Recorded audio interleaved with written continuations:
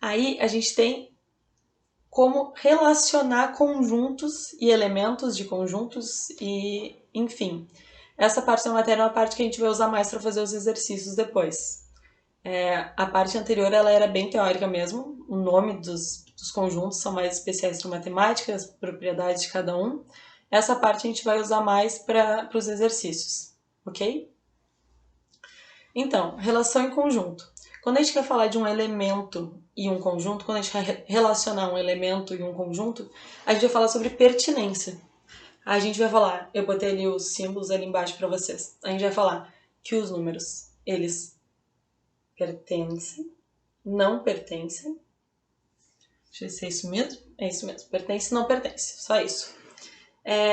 Isso a gente está falando de elementos. Por exemplo, o número 2 pertence aos naturais. Perfeito? O número 2... Vamos pegar um outro exemplo. O número 0,2 não pertence aos naturais. Então a gente usa esse ezinho cortado. Perfeito? Eu fiz virado.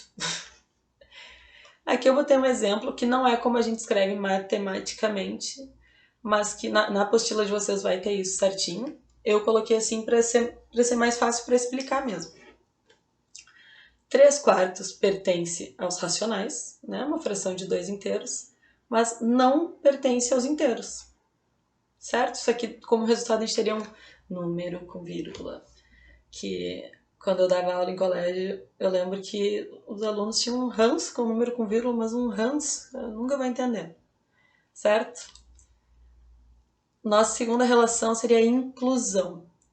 Na inclusão, a gente vai falar de dois conjuntos, ou mais conjuntos, mas é sempre conjunto com conjunto. Antes a gente estava falando de elemento e conjunto, agora a gente está falando de conjunto.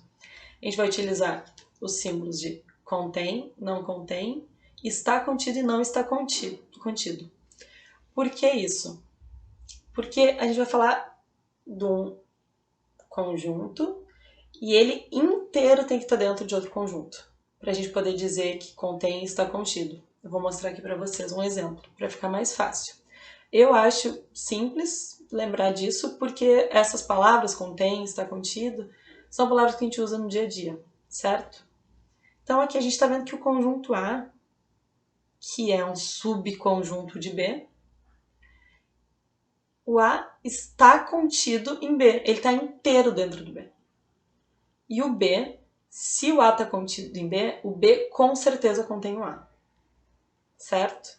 Então assim, se vocês acharem essas coisas assim escritas na prova de vocês, desenhem, fica muito mais fácil de entender. Façam os diagramas. Nesse caso, vocês vão ver que o A ele não está inteiramente no B. E ele tem que estar todinho, todos os elementos. Então, aqui nesse caso, o A não está contido em B e o B não contém A. Beleza? Aqui lembrando que o A vai ser um subconjunto de B, isso é importante. Nossa outra relação, que para mim é a mais fácil de todas, é a igualdade. Que um conjunto vai ser igual ao outro, ou vai ser diferente. Que é uma coisa, né, que a gente usa direto. Aqui eu coloquei um exemplo, o conjunto A é formado por esses elementos, o conjunto B é formado por esses. Eles estão em ordens diferentes, mas para nós isso não importa. Eles têm exatamente os mesmos elementos. Então a gente pode dizer que A é igual a B, ou que B é igual a A, não interessa a ordem. Mas ó, eles têm exatamente o mesmo número de elementos e são exatamente os mesmos. Se um dos conjuntos tivesse um número a mais, um elemento a mais, eles não seriam iguais, eles seriam diferentes. Aí agora a gente vai para operações em conjuntos, com conjuntos. Essa é a parte que a gente não pode de jeito nenhum esquecer. Que, como eu falei, essa matéria não costuma cair muito no Enem. Mas se cair, a gente vai precisar entender essa parte para poder resolver os exercícios, certo? Então, a primeira operação é a união, que para mim é a mais abrangente. Porque o que a união pega? Ela não exclui coisas, ela pega tudo que está no conjunto e tudo que está no outro. E essa é a união. Agora, por exemplo, a gente pode ter aqui, quando vou usar esse exemplo aqui. A e B, eles têm elementos diferentes, eles não têm nenhum elemento em comum. Então, a união deles são todos elementos de A, todos elementos de B, perfeito? Nesse caso aqui, o A está contido em B, certo? Então, a união vão ser todos os elementos de B. Porque vocês entendem que se a gente listar os elementos que estão em B, os que são de A vão estar ali dentro também? Então, quando tiver elementos em comum nos dois conjuntos, a gente não repete. Eles vão aparecer uma vez só. Aqui, nesse caso, eles têm uma partezinha, que a gente já vai falar sobre isso, que é em comum dos dois. Então, se eu for citar a união de A e B, ou a união B, que a gente fala em matemática, eu vou citar os que estão em A, os que estão em B e os que estão nos dois. Uma vez só, eu não vou repetir, certo? O segundo é o que eu mostrei ele no slide anterior. Vocês estão vendo essa partezinha aqui?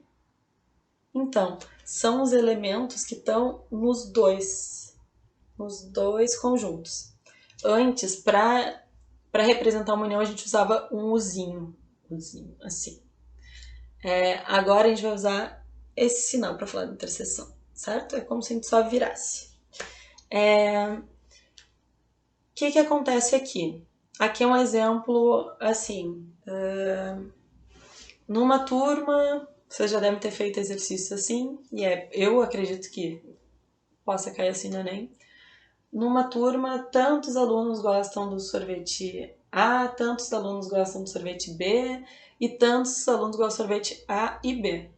Esse A e B é que fica aqui, ó, na interseção, nos dois, certo? Você já deve ter visto meme com isso também. Eu já vi muito, que aí são vários desses conjuntos, assim, esses diagramas.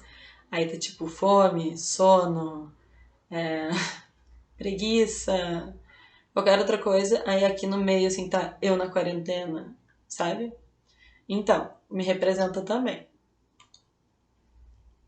Nossa outra operação, e última, com conjuntos, é a diferença. A diferença é o quê? É o que tem no conjunto e não tem no outro.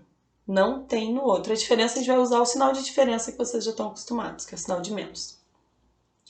O que acontece aqui nesse exemplo, nesse diagrama? A menos B. Nesse caso, faz toda a diferença a ordem, certo? A menos B é tudo que tem em A, seria tudo isso, menos o que tem em B. Notem que eu tiro aqui o B e tiro aqui também, porque aqui também tem os elementos que estão em B, além de estar em A. Então, a gente tira tudo isso, sobra só o que está em A, só o que está em A. Essa matéria, como eu falei para vocês, ela é um pouco teórica, mas os exercícios vocês vão ver como é simples, como eles são simples de serem resolvidos. Aí com o número fica tudo mais fácil, eu precisei explicar para vocês essas relações, essas operações, para a gente poder fazer os exercícios depois, certo? Gente, é isso. Eu espero muito, muito, muito que vocês tenham gostado e, além de tudo, que vocês tenham conseguido aprender, que vocês tenham entendido e que vocês estejam bem, que vocês estejam saudáveis acima de tudo. E se cuidem, fiquem em casa. Quem não puder ficar em casa, se cuida mais ainda. Cuidem dos outros e vocês não estão sozinhos, a gente tá junto, né, pro que precisar. Até os exercícios.